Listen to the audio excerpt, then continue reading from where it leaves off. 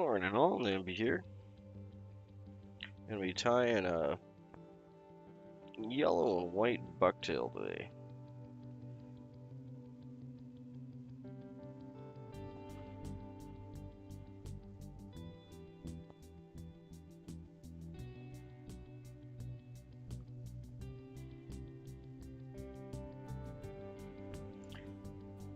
There we go. We're just gonna be starting our thread off about a 2 or 3 bodkin widths back from the head there.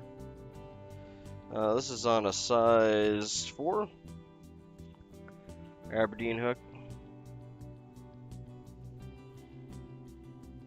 This one's a relatively easy fly. I'm gonna get a good little thread base in there. We're not gonna go up too far. Basically, we're gonna be tying in our bucktail in 2 sections here, and then making our head in the bare spot up front here. Hey John, good to have you in, mate.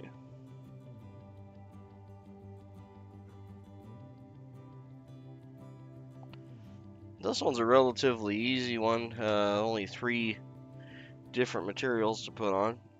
We got some Mylar for the body.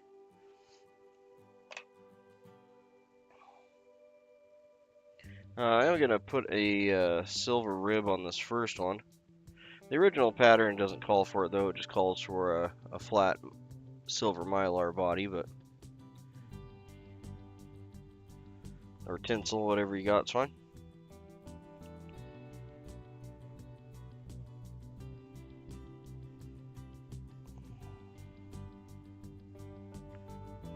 I'm actually going to use this damaged section here and trim that off.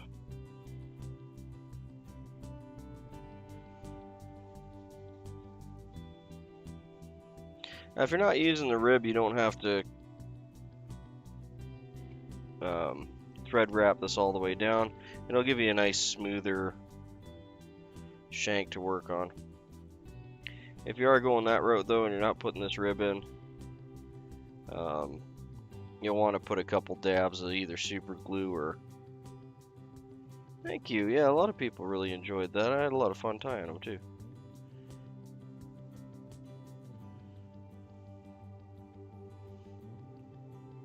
That was a good time. I'm gonna have to, if I wasn't sick, I probably would have done a good bit more of that.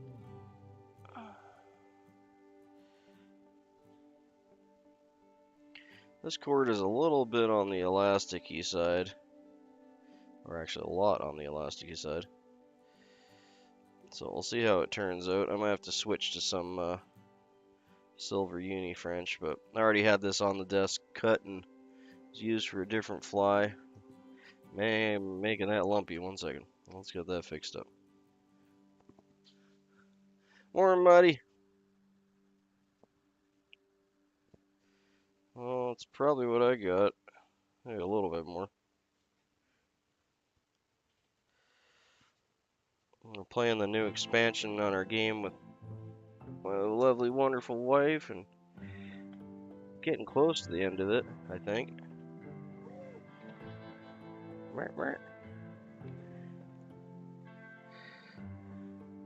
It's been an enjoyable expansion, which is good, because I really haven't enjoyed the last couple. This expansion for EverQuest 2 has been really good.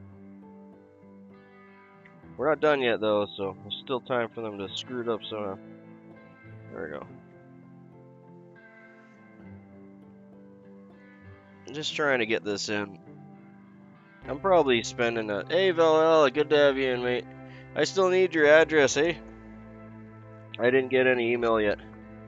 So it's just flytyingwithnimby@gmail.com. It's in my, the communication doobly-doo on the YouTubes.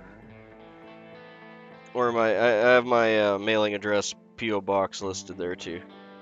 But that's my correct email. So if you could shoot that to me, I got everything ready to go. I just need your address.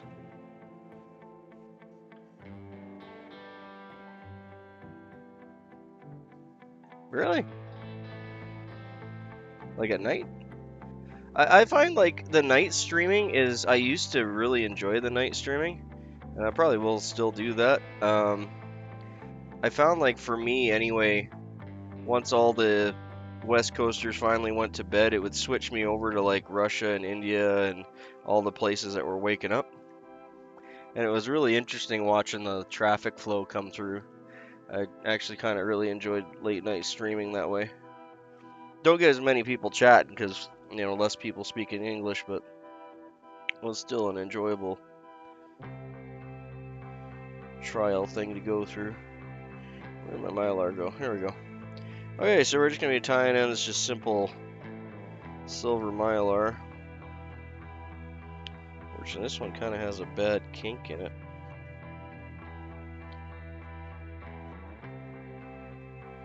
Weird, yeah, I haven't gotten it.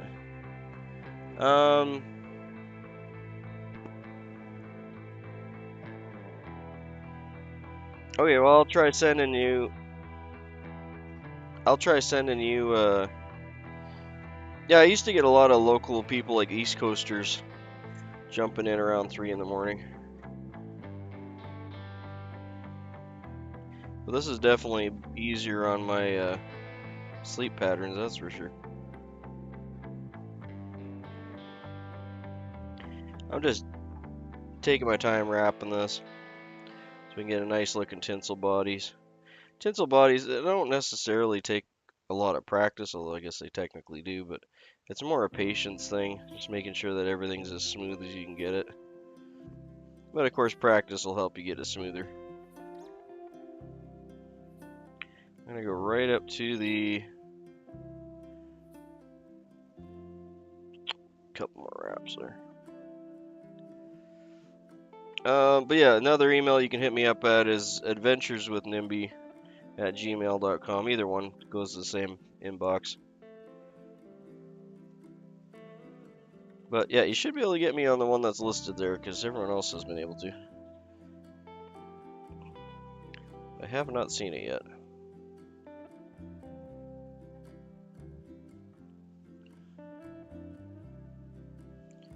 But I'll be waiting until Monday to send it out anyway because the post doesn't go until Monday anyway.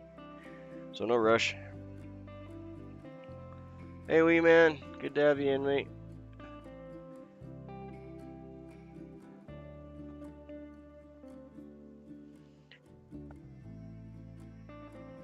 Really? Titanium. How do you forge titanium? Isn't that like super high? Isn't the forging and meltable point on titanium is like ridiculously high? I know it's not as bad as like carbonite, but how do you forge that? You must have to get it like ridiculously like white hot or something, eh? Yeah, I can't check while I'm streaming, but I will when I'm done. Thank you for that. I'll find a way to get it to you. Don't worry. If I gotta email you and we can tag team and send it back again, we'll go that route.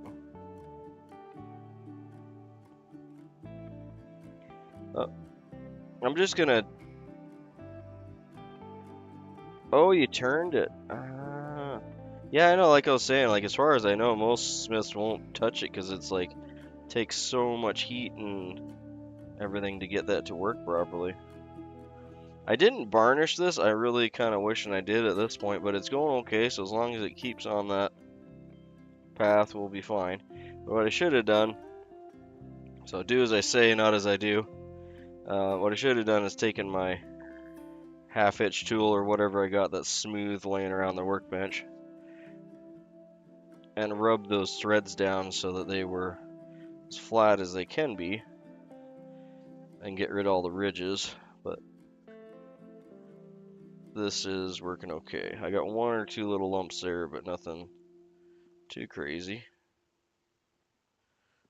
And hopefully we'll be able to just tag those lumps down with the rib when we come back with the rib.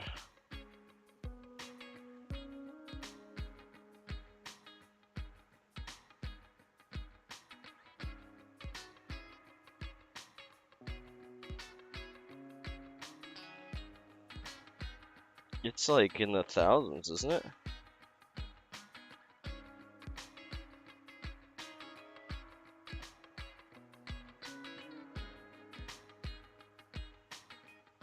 Oh, no. No, no, no, no, no. Come on, buddy. You were doing so well. Come on. Ah, I got it knotted. Oh, let's see how bad that's gonna be. Dang it. Yeah, you unwrapped. I should have had a, let's bring it back here, and I'm gonna, that's not ideal.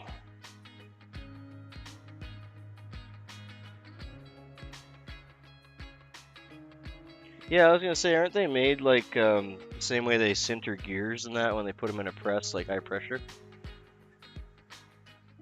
Yeah, like you can get that, it's like white, bloody hot, and you can't really do anything with it. You can just smack on it all day, and it's just gonna sit there.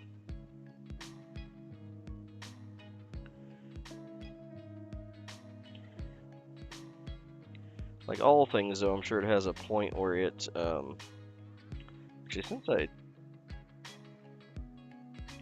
that's what I thought. It's like ridiculous. Yeah. Like temperature of the sun kind of stuff. That's crazy. Well, I'm glad you're having fun with some cool materials.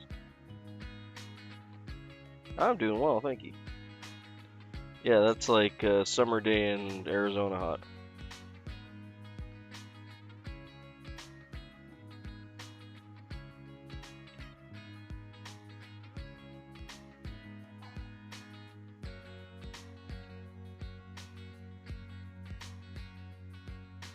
Hey, how's it going?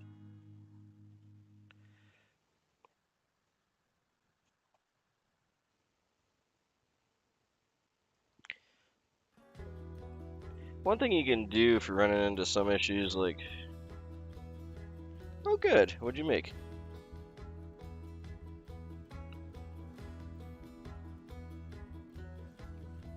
What'd you make, Tyler? Good to have you in, Tyler. What'd you make?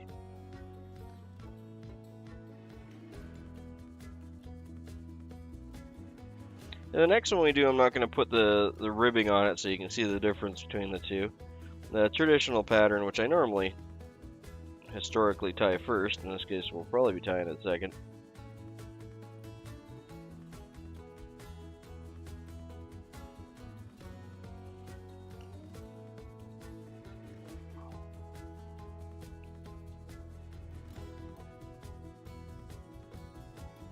Yeah, cool. It's fun to play with patterns. Like, I know I don't do that as much on here. But yeah, playing with flies is a hoot. Like, just coming up with different patterns.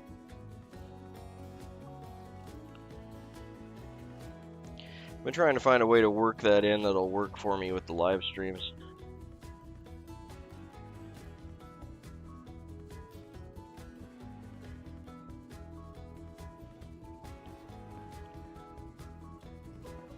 Oh yeah. Well, it's nice of them to actually showcase your art row. That's the thing, yeah. Sometimes people, especially if it's in, like, you figure in a museum, like I've put artwork in places like that before, and you figure in a museum that you'll get more foot traffic and it'll sell well, but a lot of people go in there with a different mindset, right? They're not there to buy art, they're there to view art.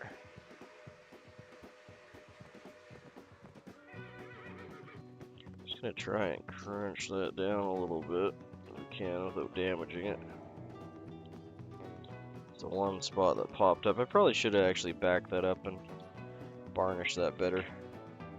Either way, that's actually not bad for a thread body. I'm happy with that one. It's only one or two little lifting spots. Yeah, overall, that's quite good. Yeah, there's that too. Then you have to hike your price by 40 or 60% and become so expensive that most people won't touch it. Which is too bad. Yeah, no, I hear you, man. I've been there. Okay, this is extremely I don't normally use this stuff, but I had it laying on my bench, so I figured I'd give it a try. I don't normally use this for ribbing because it's just a very stretchy cord. It doesn't like to play ball all that often, so we're gonna see how it's gonna do. Actually, hold on. I'm gonna put a whiff of head cement on here just before we start wrapping to hold it in place. Hopefully that doesn't actually cause me more trouble, but we'll find out in a sec here.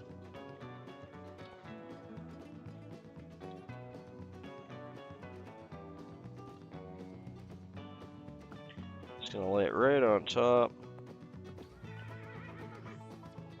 Yeah, in hindsight, I probably should have put it on the bottom so it doesn't stick to the deer hair, but hopefully it'll be semi-dry by the time we get to that point. Really?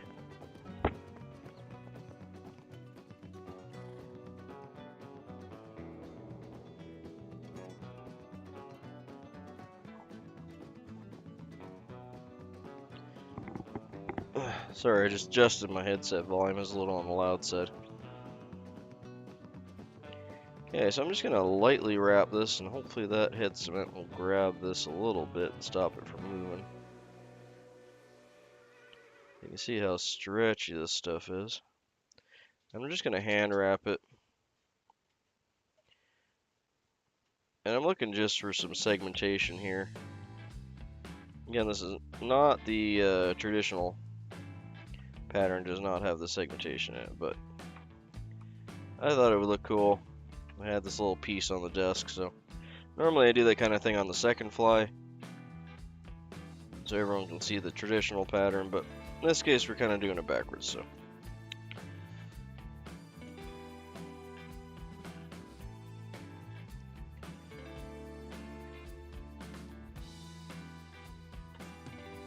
oh, cool.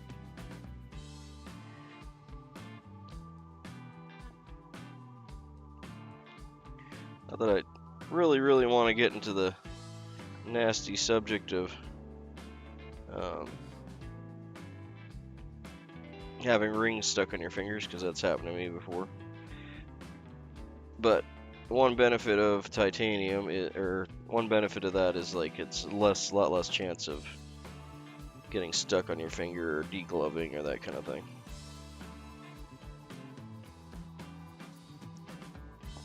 Okay, that worked out pretty good. I don't mind the kind of thick rib. I thought it would look kind of neat. We'll go with that.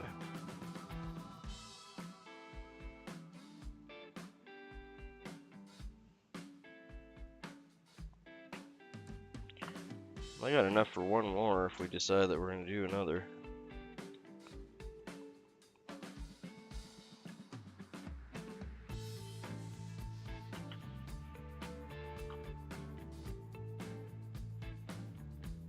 Just gonna kind of bury that butt end in here a bit. Probably should actually just hit it with a Sharpie here. True, I was thinking more for crushing because it typically doesn't crush as bad. And same with the, I keep wanting to say carbonite, but that's not it. The other really brittle sintered metal. The nice thing about those two is if you do get it stuck on your finger for some reason, they can normally kind of smash it off, right, because it's brittle.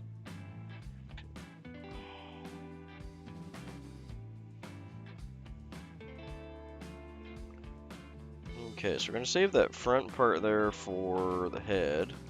I'm just going to make a better landing pad here for that bucktail, because this is a little bit too steep and it's going to slide off. So we're just going to build that up a little bit. I'm more worried about the top than the bottom, but they should even out about the same pace. Oop, see, now it's sliding. That's okay. Rather slide now than later. That is the whole idea. Okay, we'll bring this back up to our tie-off point, which is right there. Couple securing wraps. Excuse me. Yeah, it's nasty stuff. Like I said, I don't want to get into it, but it's important for people to at least be mindful of.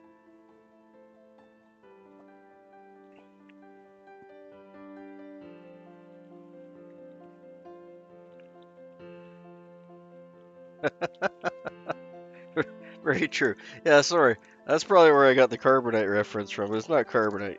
You know what I'm talking about. Uh,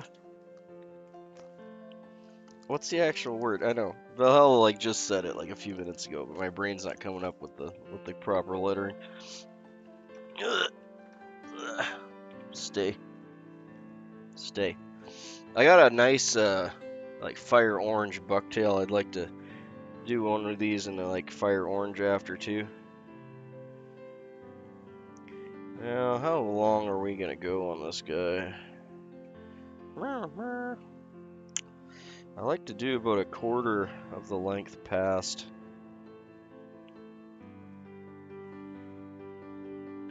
Let's get some of this lower hair going here, because I don't think we really need that long. Let's see. Yeah, that'll probably work there. That's not too bad. So we're tying in the white first. Or are we doing white first? Yeah, white first. That's the general rule for most bucktails. The lighter color on the bottom just imitates a bait fish better, right?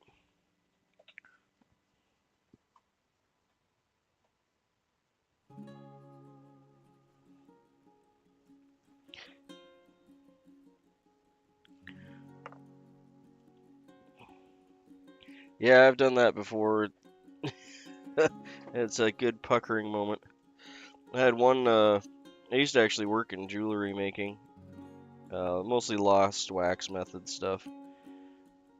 But I did a lot of ring work and I did a lot of chain work. And when you're like buffing stuff and it just catches wrong and it just goes to-poing, it flies across the room. You're like, oh, that could have been bad. It's always when you're like not paying attention, you just look away for a second, or you know. Hey, don't mind me, guys. I'm just gonna clean out this bucktail. I was just getting the more nasty stuff out by the trash can. I attempt to try and keep my workplace a little clean. That's what my kids always say. But like, I had so many different things that I was really into, and I wanted to do all sorts of stuff. And there wasn't really anything holding me back, so ran some of my own businesses and just started doing what I wanted to do. And I almost always had like several jobs. It's actually the kind of first time in my life where I've only kind of had one job for a while. But I'm settling down a lot more now, which is also good.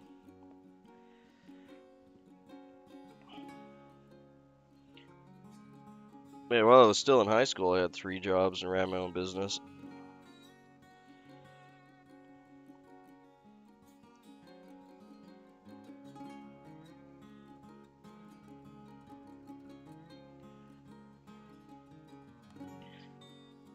I like this bucktail, but man, is it ever dirty for the... Okay, thanks, Robert. Good luck on the snares.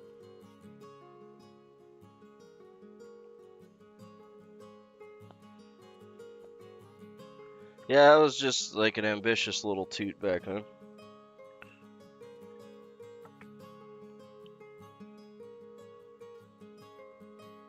I wanted stuff like video games and a house. I had to work hard to get all that stuff.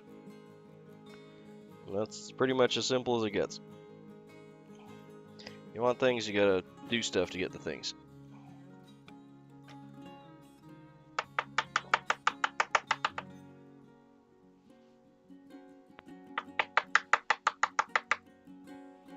Other Trudge.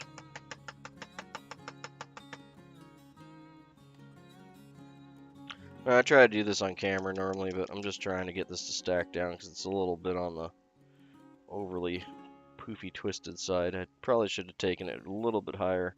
The bottom of your bucktails are normally a little on the softer side and twisted up. They don't stack as well, but they have their uses for different flies. If you want more of kind of a crazy, buggy, twisted look. I might regret taking it from there, but we're going to find out in a minute here. I got like probably 3 times as much hair in that pole as what I actually need. I'm gonna take a sip of tea here before I get full of deer hair. Oh. So I think I'm gonna split that in half. I'm reminding myself that I'm making a. This streamer is tied generally pretty sparse, and it's really common for people to overstack it.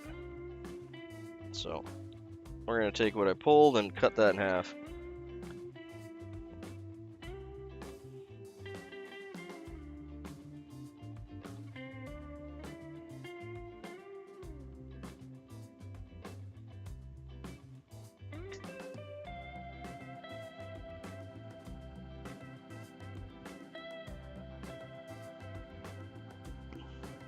Yeah, I moved out just after 16.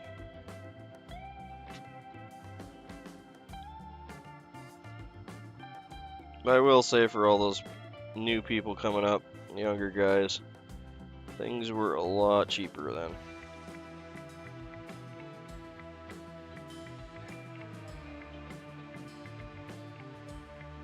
Yeah, I was the oldest in my grade too, so I was like the first one to drive, the first one to have a house. Generally speaking, just because I was like 6 months older than most of them.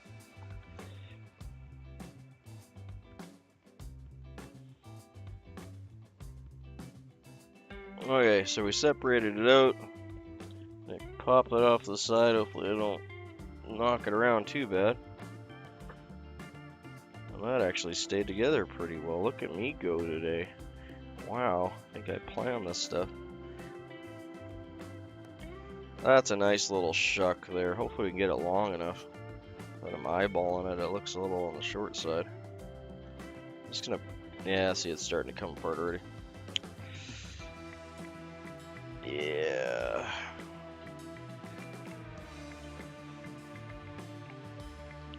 Okay. Well, we'll tie it in and see how many we lose. Looks like I'm gonna lose some. Probably should have gone just a hair higher up on that. Well, live and learn. We'll make the next one a little bigger. Should have gone just a hair higher up on that bucktail and got some longer fiber. It looked long enough to me when I pulled it out, but as you can see, most of those.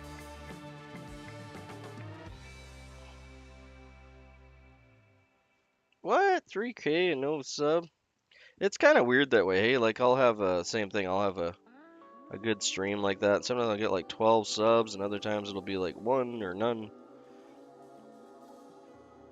And I know I'd probably have better luck if I shouted out, you know, hey, sub, yada yada. But I've just never really felt good about doing that. If someone wants to sub, like, we're all adults, we know how the buttons work. But I know that doing that and shouting out and all that really does help your numbers. But that's not really what I'm here for. If it happens, I'm happy about it, don't get me wrong. I love all my subscribers. Watching numbers go up make Nimby happy. But I don't want to turn it into something where I'm basically begging every stream for some more numbers. It's not it's not where I'm sitting. But I know it's effective, so I don't have any shade for the people that do it. Hey, we're just gonna cut that off on an angle here. Clip off a little bit of these longer guys. I want to keep a little nice clean spot because that is gonna slide down a bit. So that looks better. Okay, I'm gonna wrap that in just a little bit better than I got. I only got a couple wraps holding that in. Yeah, well, that happens too, right? And the same thing when I'm on other channels. It's like I've been watching for like 30 minutes and it's like, oh, I forgot to hit like. And I've been like, I legitimately have been really liking the stream. So yeah, if you are liking the stream, yada yada, feel free to tap that button for me. Make the number go up. Makes Nimby happy. I'm just really worried about, or not worried, but I'm concentrating more on getting those butts tied in on the front.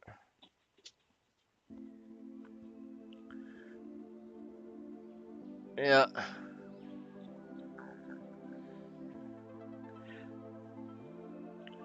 And the other thing is my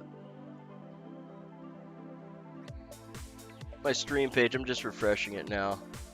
It rarely catches up. There we go. That's much better. I have to refresh it once or twice, and then it seems to do it by itself. Where'd my yellow go? We're doing in yellow yet next, and this one's actually like the butt of the deer, so just where the tail connects. So it's very, it's almost like straw. It's really soft, but it's a really nice yellow, and I think it'll work fine. I have some other bucktails I'm going to use in orange and green, so we're going to tie a couple different variations of this. It's a classic streamer pattern. Do I have written down who tied this? I know it was tied in the Washington, Columbia Basin area.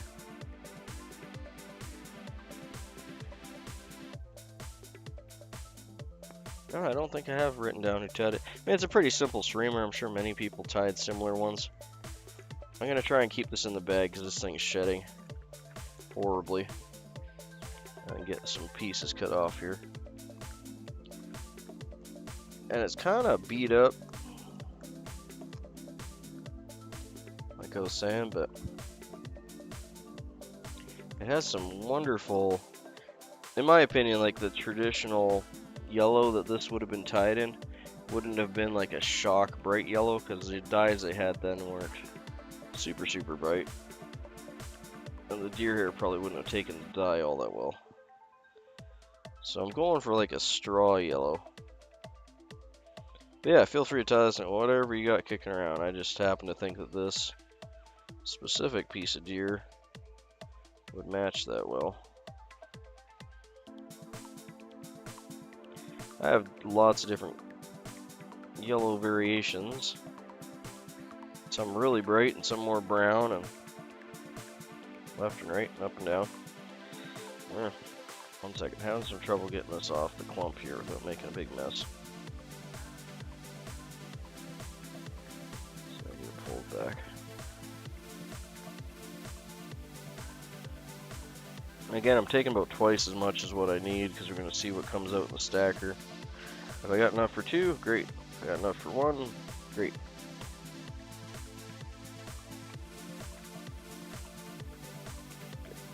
Back in the bag you go. There we go. Yeah, so that's kind of like the butt rough of a whitetail. So just up on the butt where it starts going brown. I'll show you in a sec here. Actually, I can show you the stuff I'm pulling off. It's much, you can see how much thicker it is. It's almost like, it's some of the thickest hair on the deer, but it looks like straw, you know? Like it looks like I'm cleaning out my chicken coop or something. So I thought it would give a really cool look to this. Normally you don't see that spot of deer in fly shops, so.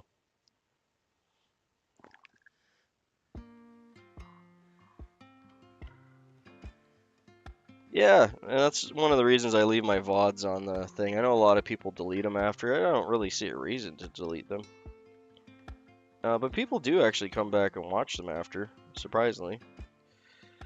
Sometimes I get more, well, not more views, but a substantial amount of views. One of my I can't remember which one I was tying. I think it was a blue charm. It was some type of streamer pattern. But I got 300 watch hours on that thing after the fact, like after it was published, which is crazy for a VOD. That's not the rule for sure, that is the exception. The problem with this stuff is it is very soft, and it's probably why you don't see it for sale very often either. It's kind of just a waste material. That's why there's so many broken tips in here. But once you clean it out, it's pretty cool stuff. And it just has its own look. I think these would make like wonderful, like buggy legs for some nymphs and such patterns and stuff.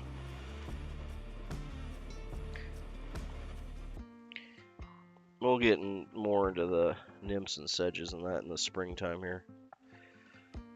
They're some of my favorite aquatic insects, be the nymphs. I'm just lightly stacking this, doesn't have to be perfect. Again, I'm mainly stacking this just so I can get all the broken ends to go to the bottom and I can pull them out a little easier.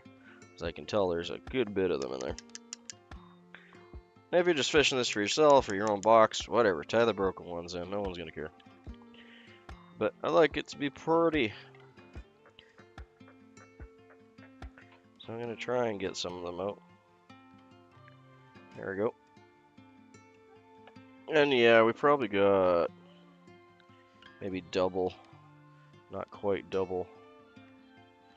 Actually, that's not nearly as bad as I was expecting it to be.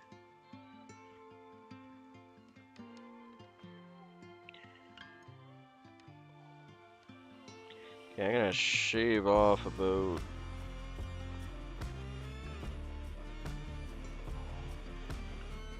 half, eh?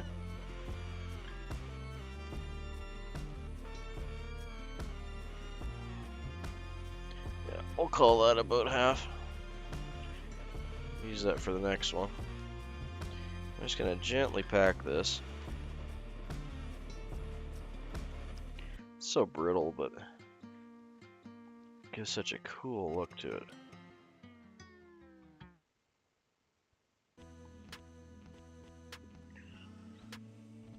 It does actually spin okay. I've spun it a couple times.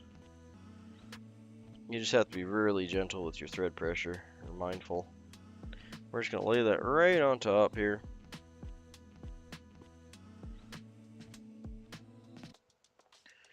And normally, like I said, I'd have this back a ways, but our white was a little on the short side.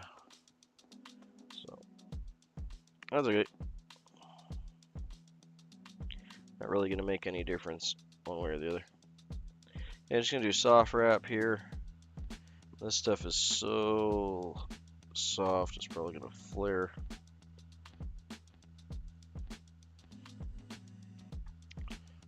All you seen this morning as in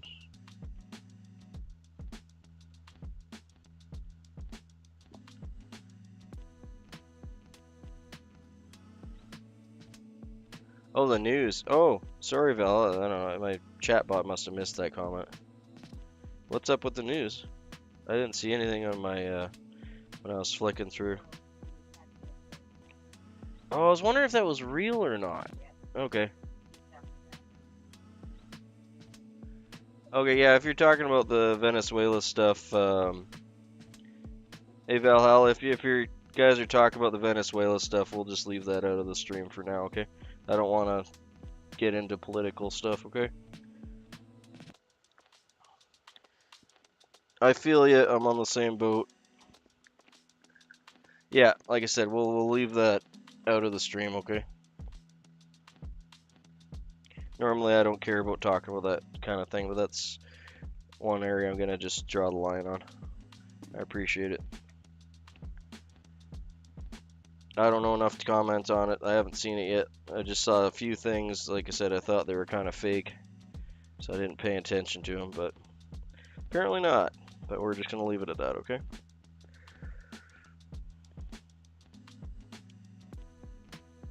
That's not the kind of thing I want to fill my morning with. Okay, so I got that tied in pretty good there on the base. I'm gonna have to lash it down. I'm gonna cut it on a 45. This is gonna have a slightly bigger head than I was going for, but I think it'll be okay.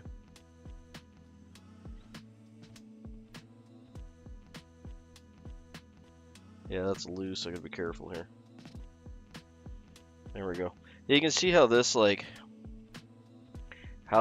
bugs out. Like that stuff, it makes like really cool like compare done fronts and stuff when you're lashing, like even just taking a bit of this and lashing it down, just because the fibers are so big and like chunky.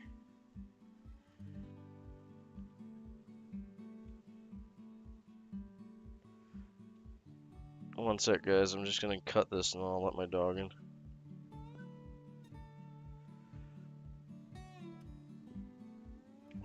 You got him? Thank you.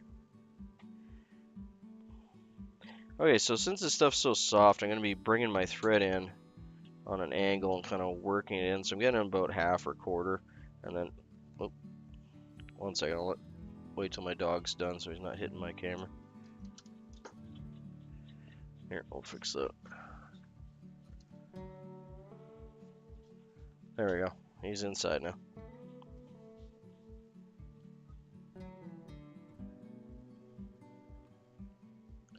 There we go. So I'm just gonna lash that down in like half marks or quarters, whatever you can kind of work your thread in at. There's a big clump up top here I'm not terribly impressed about, but we'll get it bent down. There we go. Actually, it's not too bad at all. I want, like, for these type of streamers, I like to have more on the football shaped heads than a cone shaped head. You're up to 6:30 in the morning?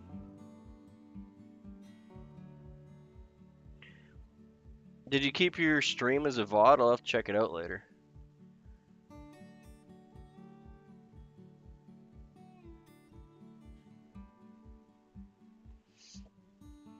It actually surprised me when I did my late streams, or early streams, I guess they technically are, not late. Well, I guess it depends on depends on when you went to bed. But oh, that's good tea. I was surprised how many people stay up / wake up really early. Yeah, that's right. Yeah, it takes a bit of time, don't it? How did that body wrap get all buggered? I thought it was good before, wasn't it? Did I bump it or something?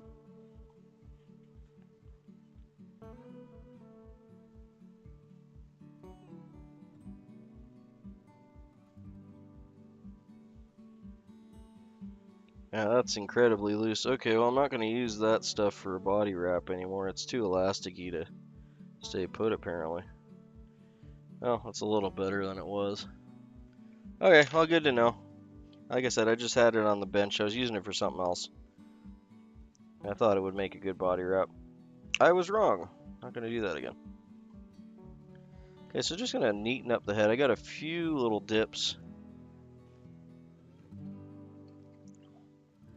Let's see. Not sure if you can actually see them. I got one right here that I got to fill a little bit by the nose there. Overall, it's pretty good. I could lacquer that up and it would be fine, but let's try and get those two little spots tied up.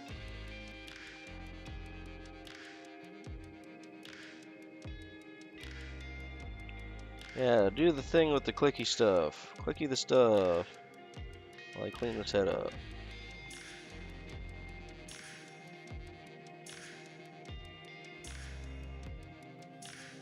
New subs always make me happy.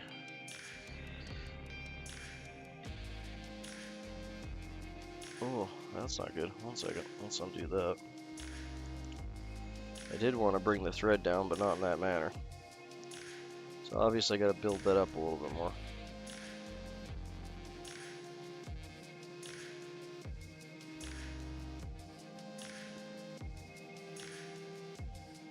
Wow, you are falling apart. I guess I gotta put more thread tension on you.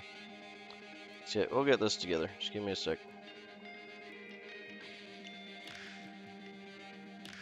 I definitely didn't have enough thread tension on that.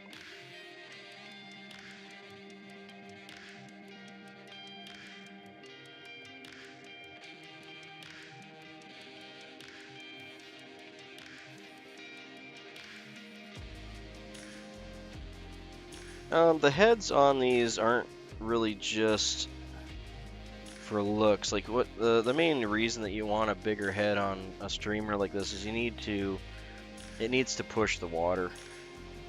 So fish don't just key in on sight alone. They key in on these are lateral lines, and it's basically a long strip of nerves along their outside of their skin.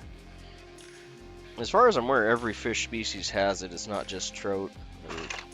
Jeez, knocking stuff everywhere. But yeah, it's not just trout. Every fish species has a ladder line as far as I'm aware. And that ladder line keys in on things like heat and movement and pulsations in the water. So having a cone-shaped head like this while you're stripping it through or just in the current causes the water to go around it and then eddy right here.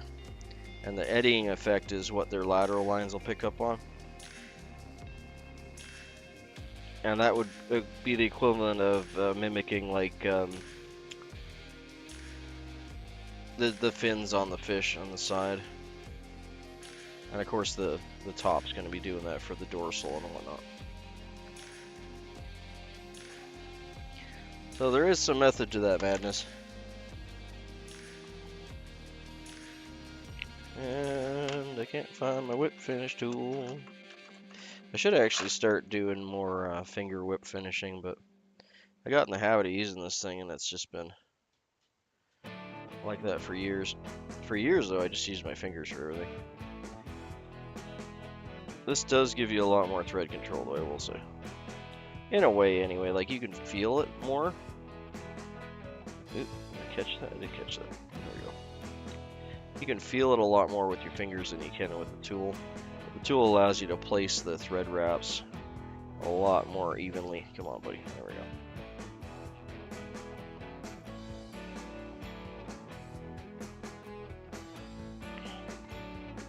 So no real preference for one method or the other. It's all good. Yeah, that guy looks pretty good. I'm happy with him. Said in hindsight, I wouldn't have used that silver ribbing. It's just not strong enough. It's an elastic cord for something else. I got a roll of it. And I was tying some other flies with it, but I wasn't using it for ribbing. What was I using it for? I don't recall. But anyway, it does not work well for ribbing, obviously. Got a few loose ones in there. And now I can see a couple broken ones in there too, like that guy. Pop him out of there. Yep, they're still sticking out a bit. Let's make them pretty before we put some head cement on them. It's always easier than to have the gooey stuff right next to it.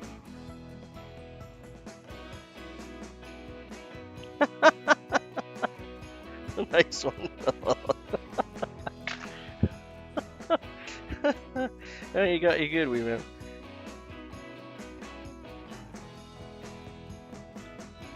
Thanks, Val. I needed that one.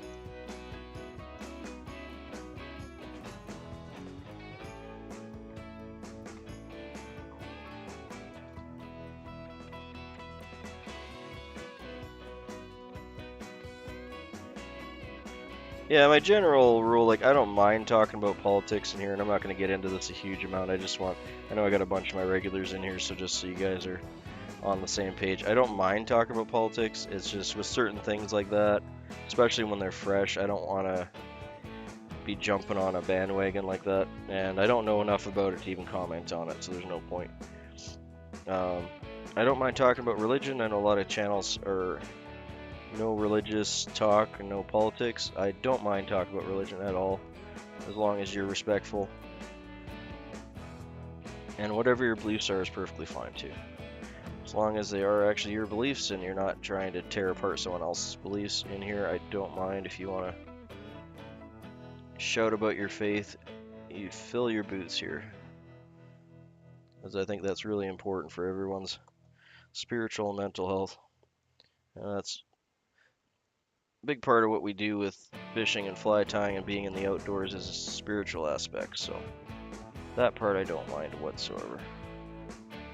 Okay, so I'm just doing a base of head cement. I'm just going to let that set in. There's a lot of thread there, so it's going to take a second. It's not going to make the head nice, but what we're doing is we're doing that so that our polish after will be cut by the thread, or the head cement, which is already soaked in. And since it's already soaked in, it'll draw that.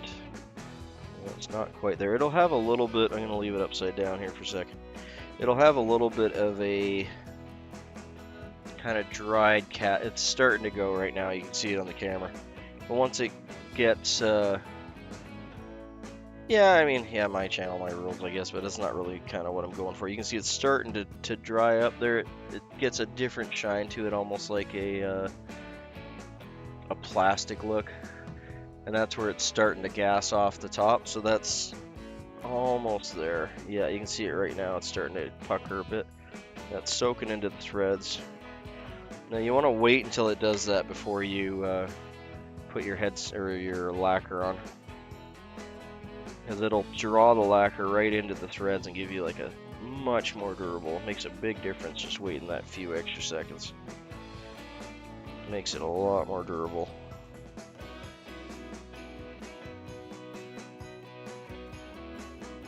And a lot of times when I'm fishing these guys, like this is a pattern I'd be using. This is an early spring pattern for me, because it's really close to the whitefish minnows that we get in the Thompson River. And the trout go nuts over the whitefish minnows, and so do the whitefish actually. They're cannibalistic that way. They'll eat their little babies for sure, because they love eating little minnows. But yeah, we'll have a bunch of these come down in the spring, and sometimes in the fall. There's generally 2 spawning points depending on the type of whitefish and which creek river you're in. There's one in the fall. These also work really well in the spring. Sorry, just trying to fix that one hairs under my hook there. There we go, that's better.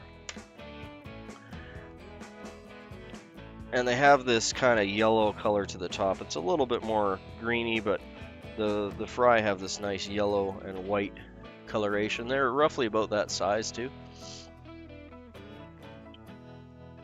And there isn't a lot of bugs yet early spring, so the fish are hungry, the water's open, there's more oxygen flowing because you get all the river melt coming down. The water's typically really dirty and full of debris, depending on how early in the spring. If you're there early enough before the major snow melt, then you can, get by with some cleaner water. But a lot of times when I'm fishing these, the water's quite murky and has a lot of sticks and debris and bark and everything that floats down the river from up above. And yeah, these work a treat for whitefish and for the trout that are eating the whitefish.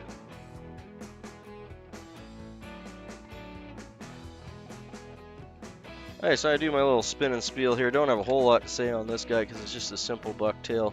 Don't have a lot of history on it other than that it was originally tied in the Washington, Columbia Basin area.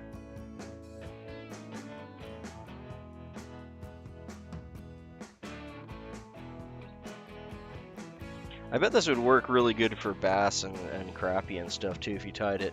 Oh, that size would probably work fine for bass, but I mean you could tie it a bit small for crappie, and I bet it would work really well.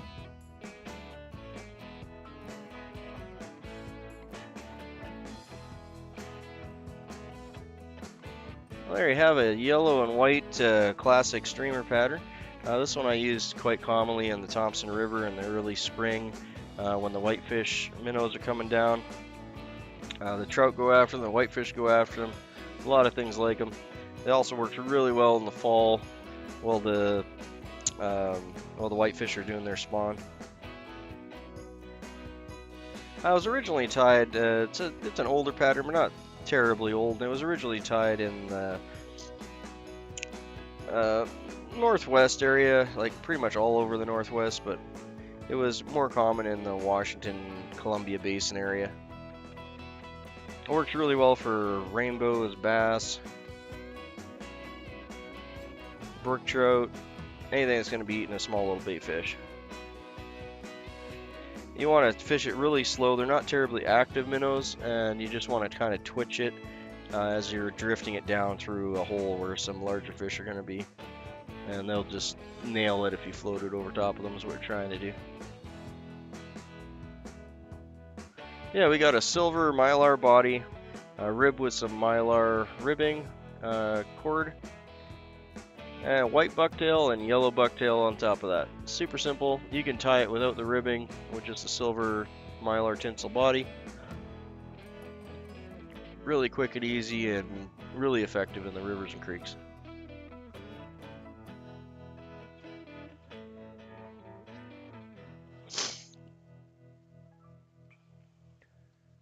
Hey, Rob's back. And Yoshi, good to see you, Yoshi. Morning, mate. Hopefully you guys is it Saturday or Sunday? What's it, Saturday? Hopefully Saturday's going good. Oh, good tea.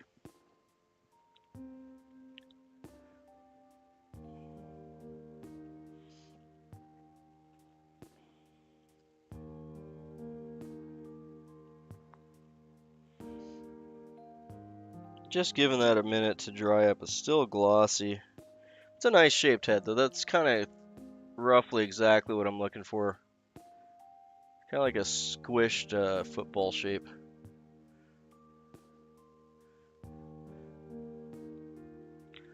Hey, good to have you from Sweden. Yeah, feel free to drop us a subscribe there, Mike.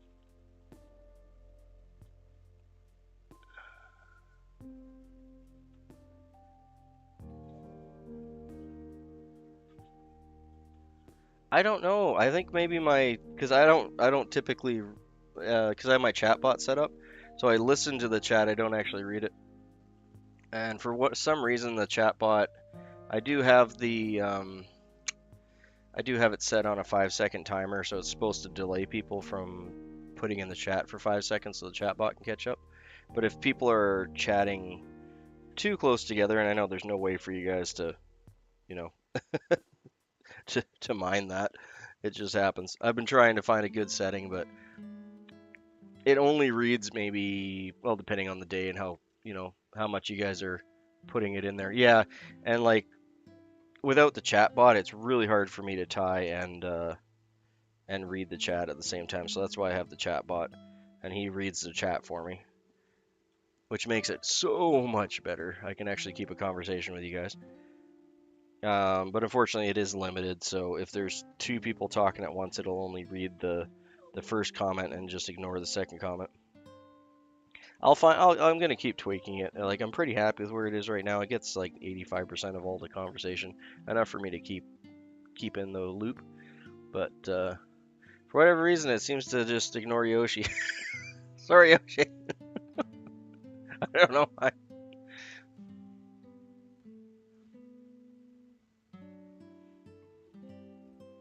Okay, so I think that's dry enough. I can stick them in a cork now. Where's my cork?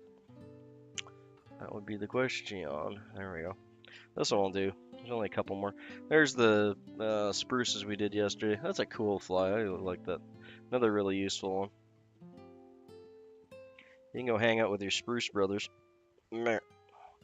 We'll get another couple done up here.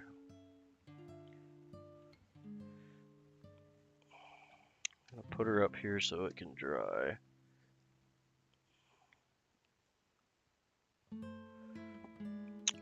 One sec, I'm gonna have to move him. It's too streamer heavy on one side of the cork. Actually put these guys in upside down. Oh, I got lots of hop tip for beginners. You bet, I'm full of beginner tips. Yeah, they're cool, eh? I like those.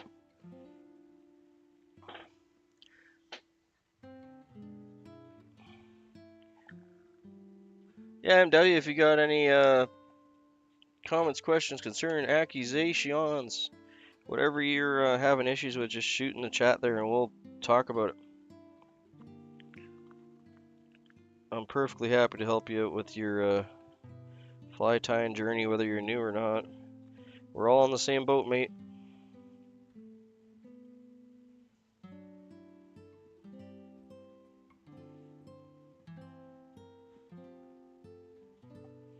I'm gonna do the same size hook just because we're using the same material. This one's gonna be a lot quicker and dirtier. I'm not gonna be as yabbering about it.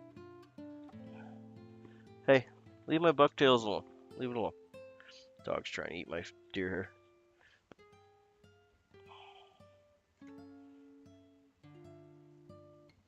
hair. And I put my Mylar down somewhere.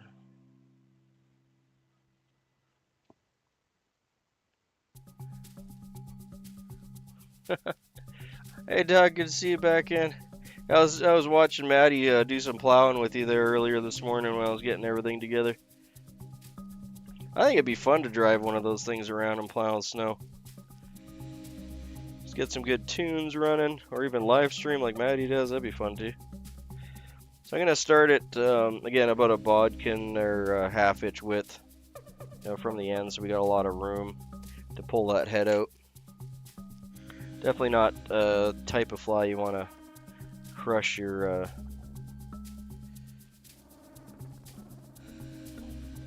Okay, so for Mylar bodies, because they are a very tricky thing to tie, you do want a thread base. You can wrap it on the straight bare shank, but it's so slippy that they normally end up kind of going all cattywampus. He still is?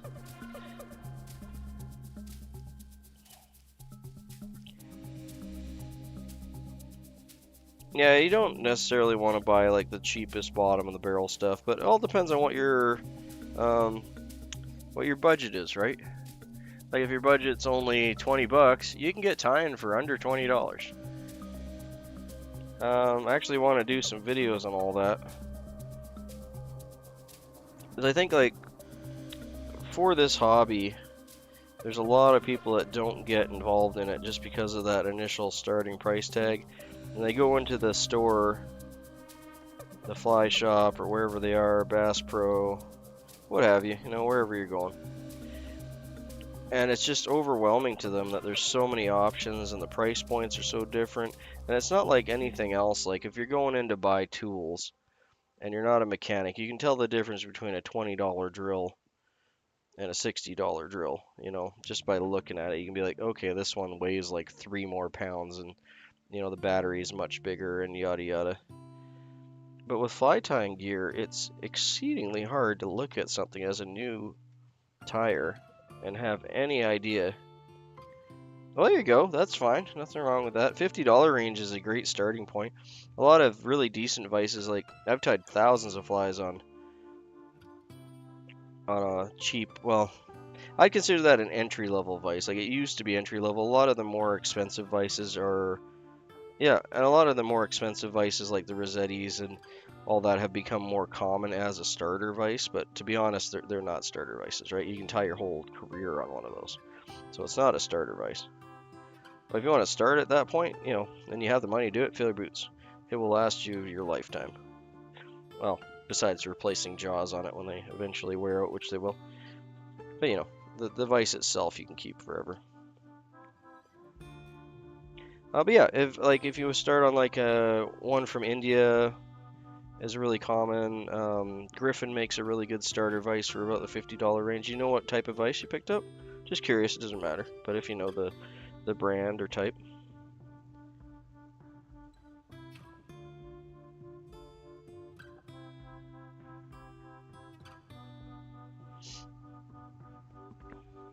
If you don't, that's fine too. It could just be like a generic knockoff of something else.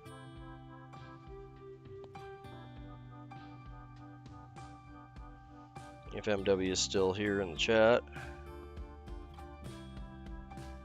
I might have bored him with my yammering and took off.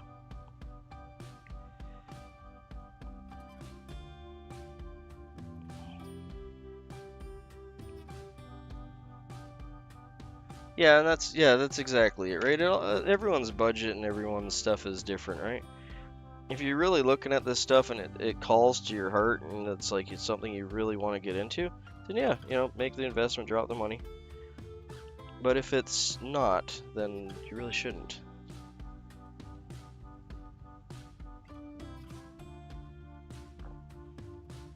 And some people get into it because they love fly fishing and they want to do it, but they're two different animals. They work well together, obviously, because one works with the other. But there's plenty of people that just fly tie that don't fly fish, and there's plenty of people that just fly fish that don't fly tie. Okay, so we got a really nice smooth, I'm actually really happy with how smooth that is, thread base. And that's what we want for the Mylar to be tied in.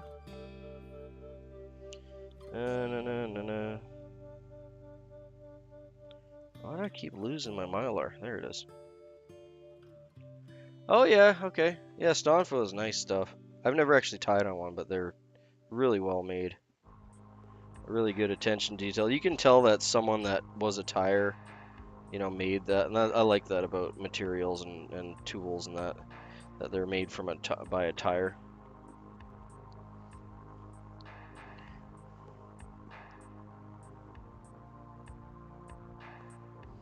But yeah, if you have any questions, comments, concerns, accusations, I'm just gonna light wrap this back. I know that goes against the whole idea of making a smooth thread body, but what this will do is this will help.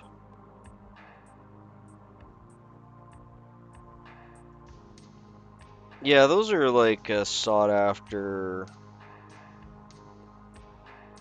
vice, but they're not made anymore. So it's really just if you can find someone that's selling one that you know, or you want to pay the money for one, is a thing there.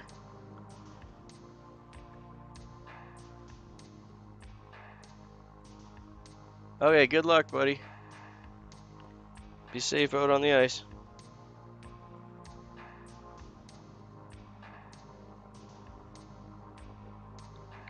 Okay, so now I'm gonna tie this in.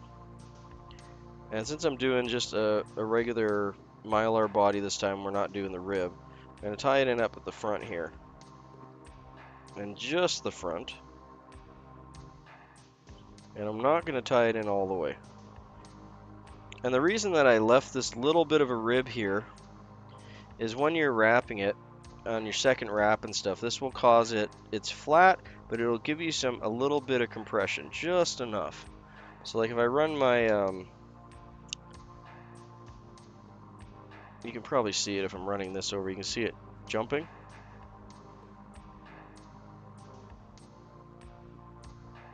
And normally that would go against the idea of making a smooth thread body, but what that'll do is when you're wrapping these, you can actually pull backwards a bit, and it'll almost click and get into place. So it'll allow you to actually adjust the Mylar a little bit. And it does seem counterintuitive, but it does help. So we're going to wrap this twice. We're wrapping all the way down, and then all the way back again. And tempted to just put a half hitch on that bobbin, but I think we'll... Yeah, why don't we do that? We didn't do that on the first one, so let's do it on this one. I'm going to half hitch that bobbin, and then we'll use the rotary for this one just for kicks and giggles and demonstration. But yeah, my first, if you're brand new tying, in my opinion, the very first important thing is that you have fun with it. So make sure you're enjoying yourself. If you're not enjoying yourself, you're not going to keep doing it. That's key among all other advice. It's not a job. You're not getting paid for it. You shouldn't have to put up with a bunch of junk. And so working out your frustrations is kind of like your first goal. And however you got to do that's up to you. Everyone's different. Once you have your frustrations worked out, then you can start working on what you want to work on. So pick a pattern that you wanted that just, calls to your heart, something that you want to learn to tie. Sit down and try your best at it. You're going to completely fail. And it's going to go poing. It's going to be pluffy at one side. It's going to be lopsided. It's going to look like someone threw it through a blender. But tie it anyway. And save that fly. Put it aside.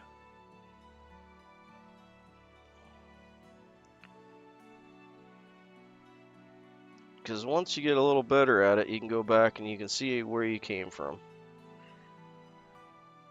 Don't fish it, just keep it in a little container somewhere. And then what you're going to do is you're going to spend the rest of your time in the next bit overcoming all those little problems that you ran into and making that fly really good. And you can make that fly better by learning other patterns that are easier first. So like I said, start with a pattern that you just, it calls to you. Doesn't matter how difficult it is. Doesn't matter if it takes you 6 hours to tie one of them. Start with that pattern. Yeah, exactly. And the reason you want to do that is because you want to start somewhere that you're going to it's gonna mean something for you, right? It's gonna pull you to get better. Okay, so we got this done up here. I'm gonna put, if I can do this without, one second, I'm gonna use some of my heavier, where'd they go? Come on, buddy.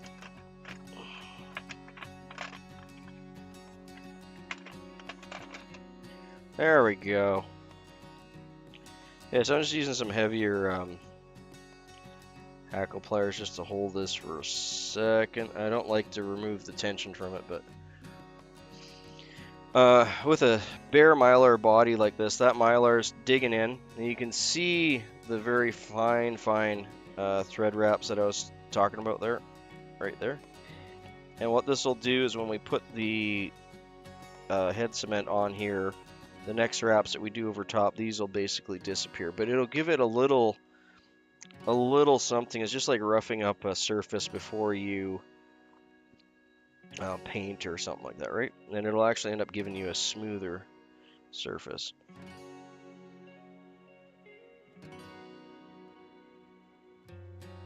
Oh, you guys have different ones. I gave Doug a what did I do to Doug's? Yeah, Doug has a white one.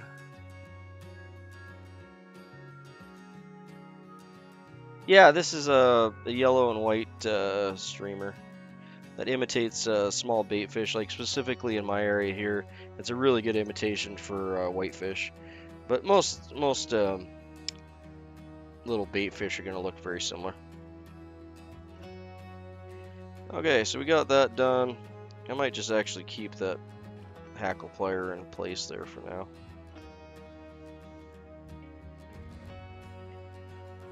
And if I didn't put too much head cement on it here, this should actually even out real nicely.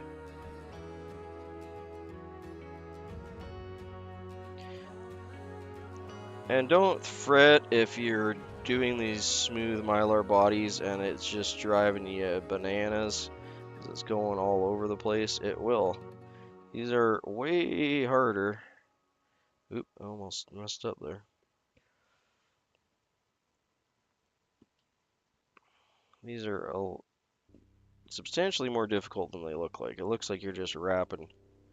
Well, I mean, I am just wrapping Mylar on a hook, but it's surprising how finicky they are to get it to lay flat.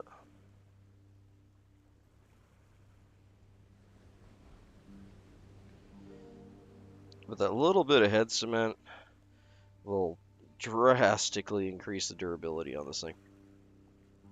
You don't need to do it. You can definitely omit that point, and it does make it a little bit harder to wrap that in.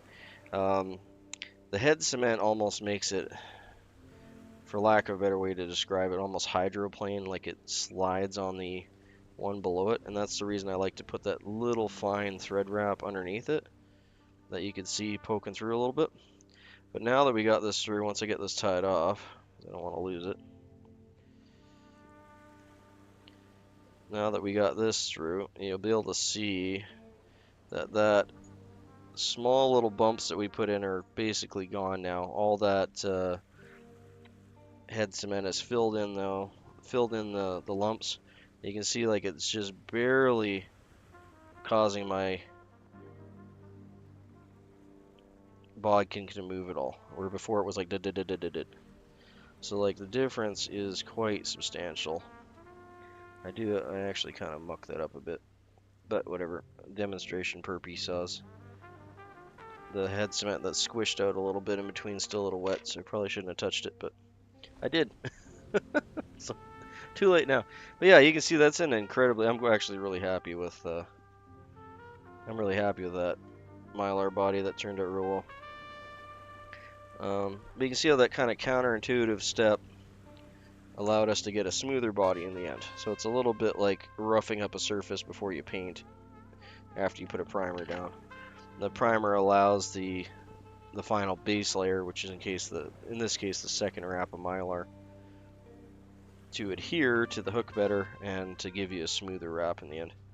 You can kind of see, I don't know if the camera's going to pick it up, but you can see where I kind of bunged the glue up a little bit on the tail, but it's not bad at all. So the two things that you're looking for, I'm just going to adjust this hook a little bit in the vise. There we go. Oop, did I make it worse? Yeah, I made it worse. 1 second.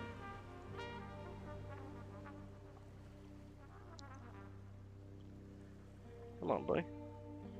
Okay, if you're going up there, then I'm going to bring you down.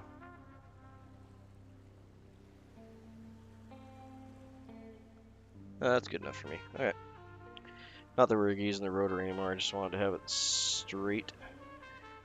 But you want this little bit, like you can see here, there's a little bit of banding all the way along. You want it smooth, but you want it banded. And the reason for that is that's what's going to throw the light.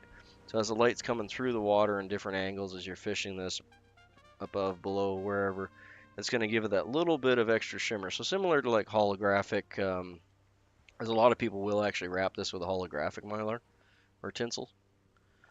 And you'll get, that gives you kind of the same effect. You can also get ribbed tinsel that looks a lot more like scales. You can use a, do I have a little piece of Mylar kicking around? Maybe. I just cut one off to throw it in the trash. Where did I put it?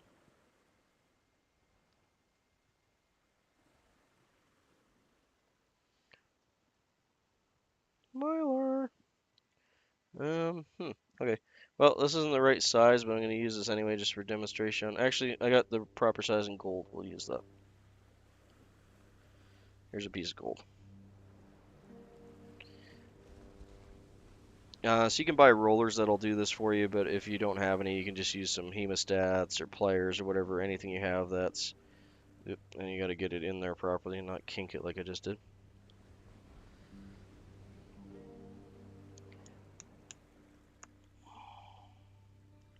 I'm just going to do it twice because I didn't really get it in the jaws quite right. But you can run the jaws through it, and it'll give you that nice abraded look. Like I said, you can get some rollers that are pretty cheap that'll do this for you if you're going to be doing big sections. But you can definitely do this with a pair of pliers and just, or hemostats, and just work your way down like this. It'll give you the same effect. And it really doesn't take that long to get like a hand width length done up.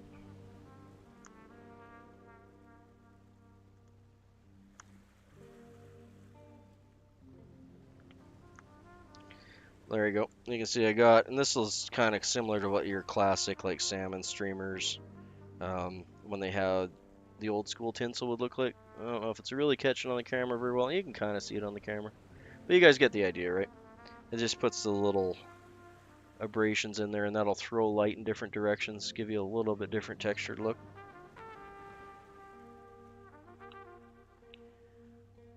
So that's kind of what we're going with the smooth Mylar, just to have a little bit of rib there.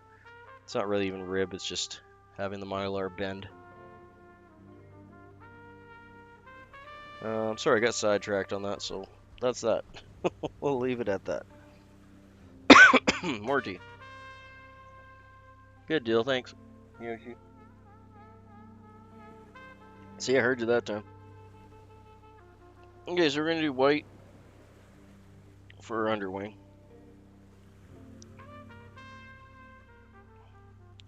Again, these are a little shorter than I would have liked them to be. I should have really cut higher up on the bucktail, but we're gonna make them work.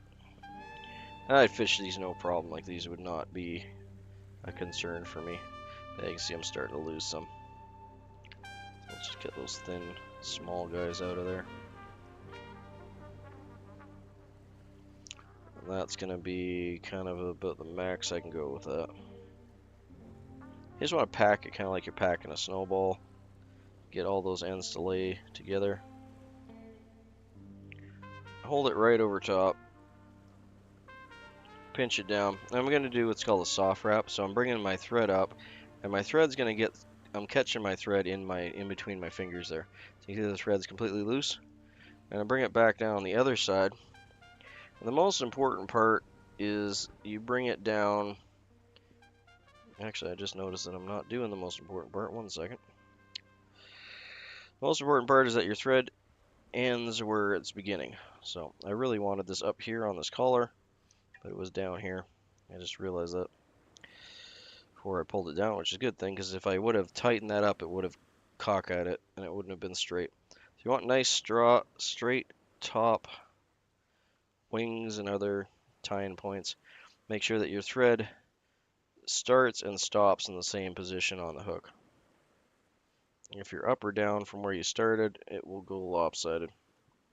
Alright, we're going to bring it up, catch it on the fingers, bring it down, get it right back in that little crevice, and I'm just going to pull straight down. I'll tighten it in. Then we're going to get 2 wraps, or 3 after that, just to hold it in place so we can check it out. This is not secure, but it's enough tension that you can let go and just make sure it didn't roll on you. It's nice on top, see that? Yep. It's good on both sides. I'm quite happy with that wrap, to be honest. And I'll throw about 3 or 4 more wraps moving towards the eye, and that'll bind it down again. And we should be good to cut it off at that point. And we're going to cut it off on a 45-degree angle going up. That'll give us some butt ends to tie into. And you don't want to pull. One of the mistakes I used to make all the time when I was tying these newly is I would grab this and pull this up as I was cutting, just because you want to, get a nice clean cut. But if you do that, you only got like 5 or 6 wraps on a slippy material. Obligations are horrible. Tell them you require sleep.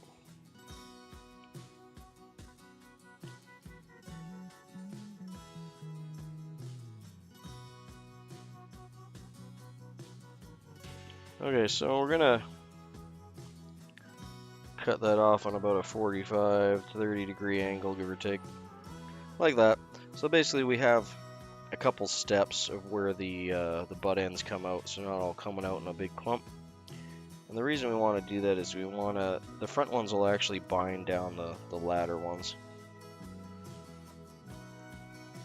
There we go. This is probably easier for you to see with the white hair anyway. But what I'm going to do is I'm going to bring my thread up. And sometimes you have to use your thumb to hold your thread in place because you do have to lose your tension for a second. I'm going to be bringing it in about halfway or a quarter. I'm not trying to tie the top ones in, I'm trying to tie the bottom ones.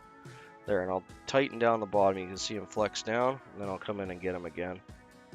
That's really all I need to do, just 2 or 3 wraps like that. And that'll bind those down so they're not going anywhere. And then the same thing again, but we'll cut the top fluff in half. Like that, and then bind it down. Like so. And the last one.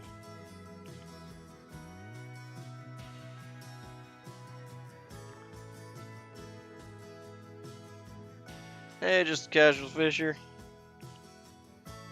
I've seen you floating around before. Good to have you in, mate.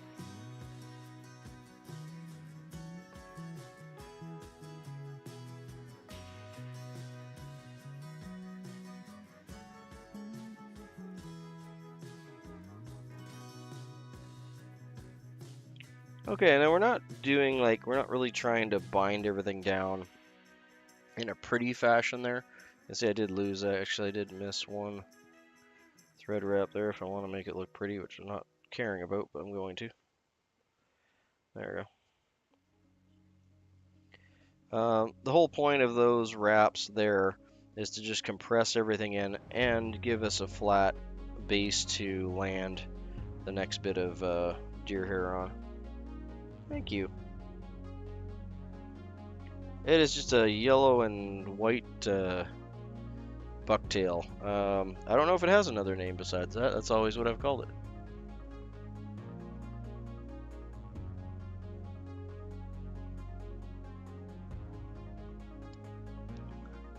it. This actually is a streamer. It's a wet fly technically. You'd be fishing it under the water.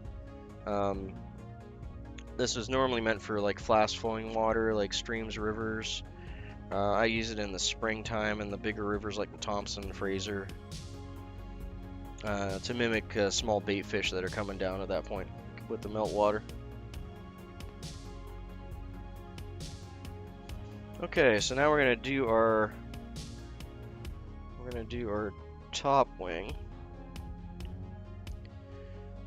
and these get tied overly heavy a lot of times. Like if you're finding them in the fly shops, they'll typically be tied a little bit on the heavy side, in my opinion. You can tie these almost half as much, like way sparser than what I got here. Just getting all these broken ones out.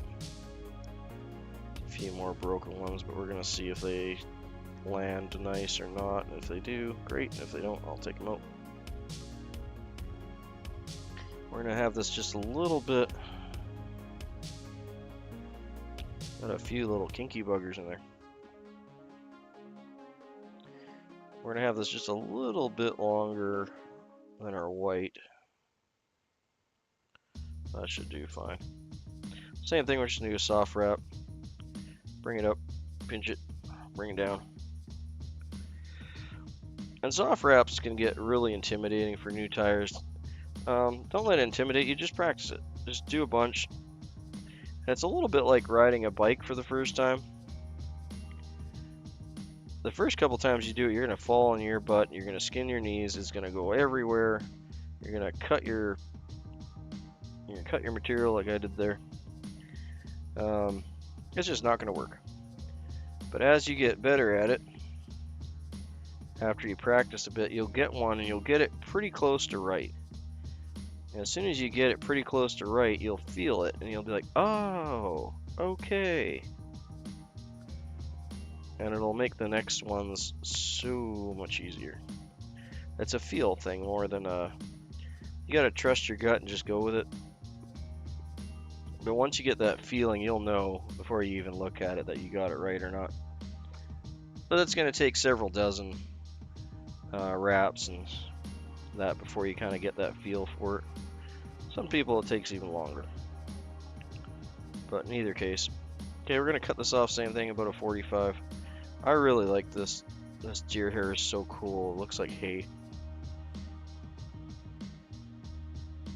This is actually right from the rump of a whitetail. You don't normally see these in the fly shops. It makes a really cool kind of like compare done. Like when it's tied down and bristled, it's just... It almost looks synthetic. Like it's so...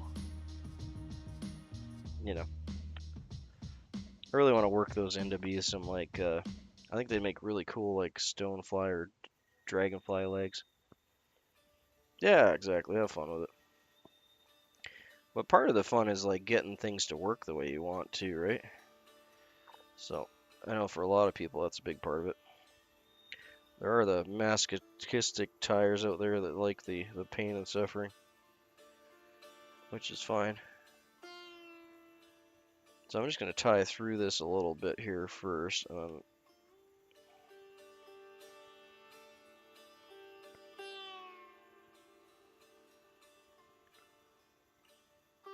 Yeah, that's right. I remember you saying that. Yeah, for sure, man. Yeah, feel free. Anytime you want to ask me any questions or just the community. There's lots of other guys in here too that are very knowledgeable. But yeah, feel free. Like that's exactly what that's for, is to share anything about fishing. If you catch a fish, you want to put a picture up. You have a weird material that you ran into that you think's cool. Really anything, really. But yeah, feel free. Throw those on there. I'll be on there later because I'm going to do some community post setups for the week. We got our Sunday major fly pattern that I'm going to put up. I don't remember off the top of my head which one it is, but it will be up there. I'm just going to hit these up with the black just to get rid of that yellow a little bit so I don't have to bury it quite as much. I'm going to bury it anyway, but deer hair is a way of finding that one little thread wrap to stick through at times. So it's better just to black them out. Way less stressful, as you can see. Poof, gone. Magic Sharpie marker. So I want to have, like I said, I want that kind of squished football look on here. No worries, Val, man. It's always a pleasure to have you in. Good to talk to you this morning. Good luck with everything. Maybe even catch a nap later today if you get time, eh?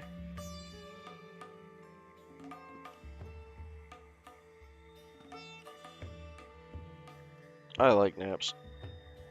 I don't care if people say. A good nap. It's a good nap.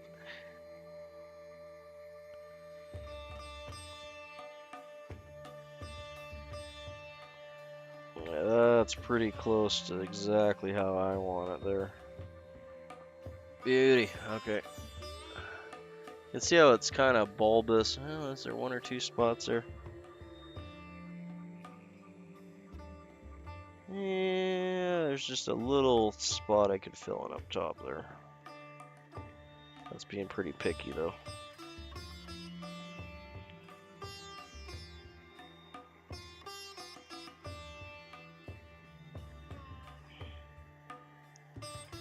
Yeah, throw your pictures of your flies up there, mate. I'll give you what info I can on it. And if I don't know what they are, which is kind of odd that that would be the case, but there are definitely flies I don't know. But if you're buying them on Amazon, they're probably going to be pretty classic or common flies, which is not a bad thing because they're common for a reason. They work. Just going to do a couple half hitches here, and then we'll get our whip finish in. We're just going to fill in that little spot there between the head and the eye. And yeah, we'll see what I can tell you about them.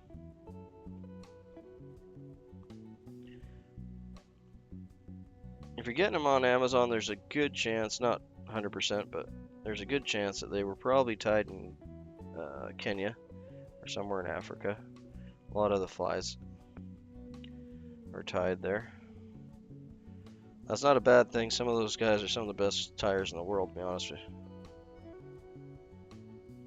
They do production tying, but you get really good at something if you do 1,000 or 10,000 of the same fly. It's hard for someone to say that they're not, right?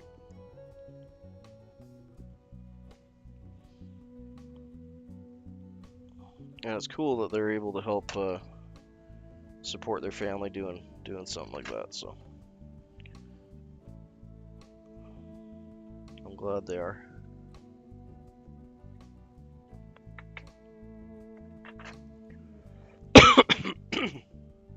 Excuse me.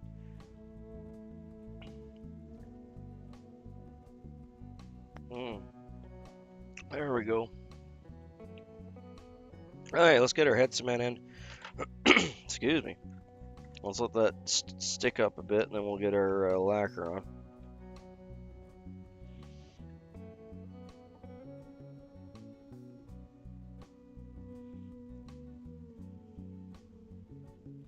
And again, this is going to soak in. It's going to melt the wax on my wax thread and soak into those threads a fair bit. It's going to take it a second though. Again, this is the old school method. Some people would actually put a couple drops of acetone on this to melt the wax and help it soak in deeper. I found as long as you're patient with it, it's not necessary. But that is another method. You can put a little bit of head cement or really, really thinned out head cement with some acetone. It'll soak in real nice. But in this case, I think we're fine.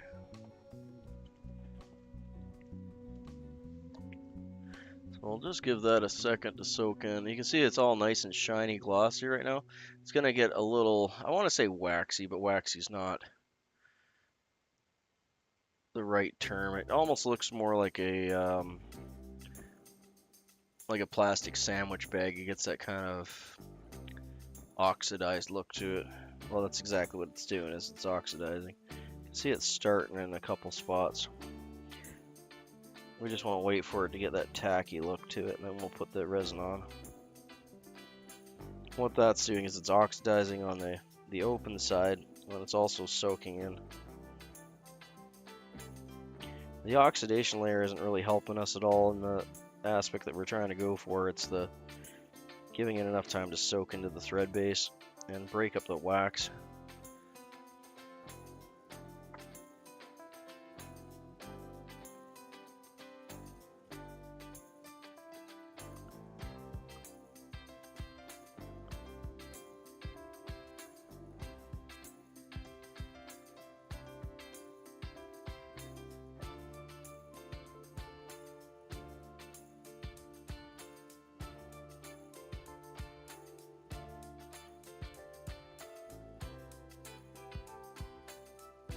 Yeah, it's starting, you can see it now, it's not as shiny as it was. It's starting to get that tacky look. I think we're good now. It doesn't take too long, but if you just whap it on right on top, you're kind of losing the benefits. You'll get a nice hard shell on it, but that's all it'll be is a shell. So if you're bouncing this off the bottom, it can crack and cause problems for you. It won't be nearly as durable as it can be if you just wait a little bit longer.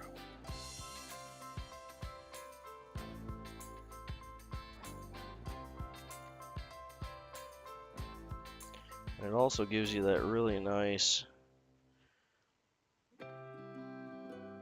glossy black, kind of classic, almost like a Japan black look, which I really like. I think that's awesome. There we go. Yeah, and then it makes it almost look like one piece of plastic up front. Like it's just gives it a nice, really nice uniform look. That's a pretty fly. I'm happy with that one. There's a couple of these up top that are getting a little bit of an attitude, but they'll settle down.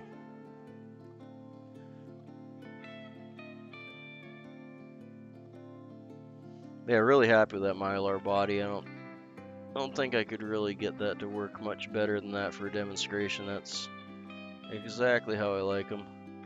Not that there isn't room for improvement, but I'm really happy with that one. Hey, how's it going, Trips?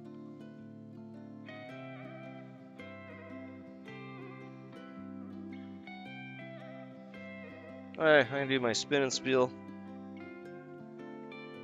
Hey, there you go. We're getting you up there, mate. You're almost halfway now. Oh, that reminds me, we got a few new streamers in here. Just Casual Fisher, and I don't know if MH is still in here or not. Yeah, Just Casual. If you haven't subscribed to Trips, he wants a couple more subscribers so he can start doing some streaming. So feel free to jump over to his channel there and give him a sub. That'll help him out. Yeah, if MW is still in here, feel free to sub Trip too. We're trying to get him up to 50 so he can start doing some fishing live streams. I think all the regulars in here are probably subbed here already. But yeah, if there's anyone just hanging out, don't have a whole lot in the stream left right now, but if there is anyone in here that's not chatting and just hanging out, feel free to jump over and give Trip a sub so we can get some more subs his way. We all gotta help each other out that way, right? Okay, so I'm just gonna do my spin and spiel on this guy, so just give me a moment for that. See if I can do a little better job than I did on the first one.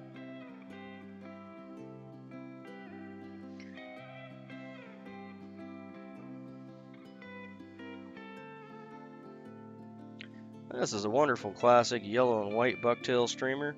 I use this quite commonly in some of the larger rivers like the Thompson and Fraser. It has a really good representation for some of the baby bait fish like the whitefish and stuff. Come down in the spring and fall. And the whitefish and the trout both love to nail this thing. It has a Mylar, smooth Mylar body all the way down the shank, white bucktail and yellow bucktail on top, tied in with a nice bulbous, shiny black head. Really simple, really effective pattern. It's been around for a good long time. It was originally tied in the, well, it's been tied all along the Northwest, but originally started in the Columbia Basin area, Washington's Columbia Basin, and just spread out from there. And it's also really good for crappie fishing if you're tying it on a slightly smaller size hook. This is a size 4, and it's great for brook trout, rainbows, and even bass. So a really good thing to have in your box is a nice little searching pattern for anything that's going to nail a bait fish. Easy, simple, beautiful little fly. Add a couple to your box, eh?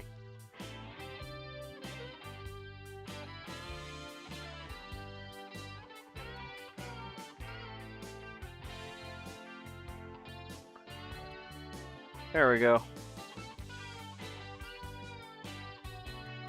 Oh, welcome back. Just casual fisher. Yeah, if you don't mind throwing a sub to Trip there, if you haven't already, he's trying to get 50 subs so he can start doing some live streaming fishing. He's at 27 now, so if you want to go and be number 28, that would be awesome. I'll tell you what, here, I'll even mod you so you can click on his name and get over there easier, okay?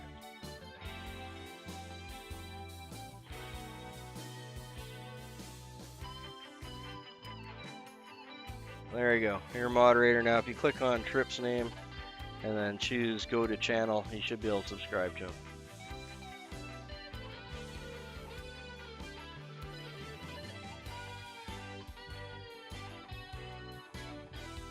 Yeah, sorry, that's what I meant.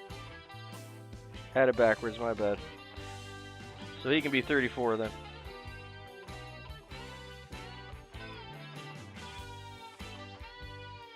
Okay, we're just gonna do those two this morning. I'm gonna take a break and have some breakfast and play some video games with my lovely, wonderful wifey wipe. Love you. We're getting close to finishing our, well, I don't know. I'm assuming we're getting close to finishing our expansion.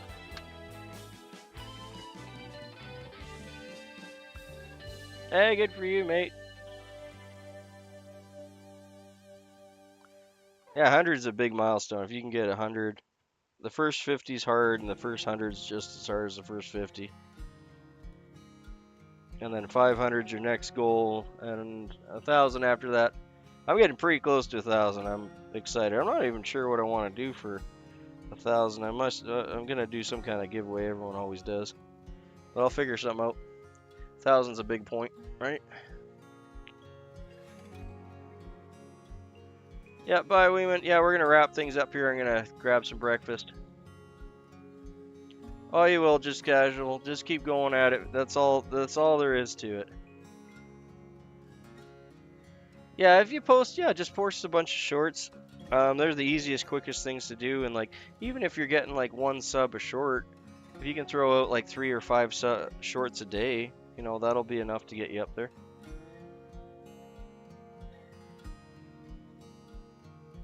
Yeah, I'll get there. It's gonna be in the next few days here, I'm pretty sure. And then for whatever reason, like once you hit 1,000, it seems to just leapfrog, and it's like it's easier to get 2,000, easier to get, you know, blah blah blah. And then it seems to slow down around 2,000 to 3,000. Everyone seems to tank out for a bit. But yeah, that jump from 2,000 or 1,000 to 2,000 seems to go pretty quick. I think the algorithm probably picks you up at that point or whatever. Either way, it's all good. We're all doing the same game, just different points.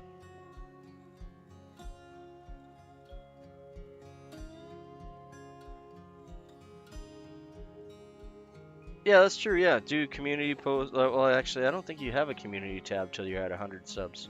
Isn't that the way it works? Either way, you just keep working at it. That's all there is to it. You just keep posting. You can't get subs if you don't post anything. So just keep posting stuff. Try and make it useful and try and make it informative and fun.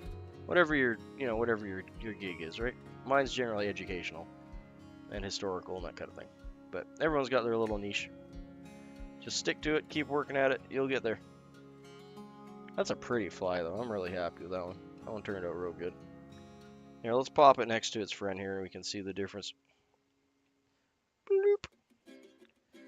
There's his friend with the rib. Really? Because I didn't have a community until I got to... well, I know they changed the rules on that. It's like not too long ago, pretty recently. But I don't think I had community tab until I hit 500.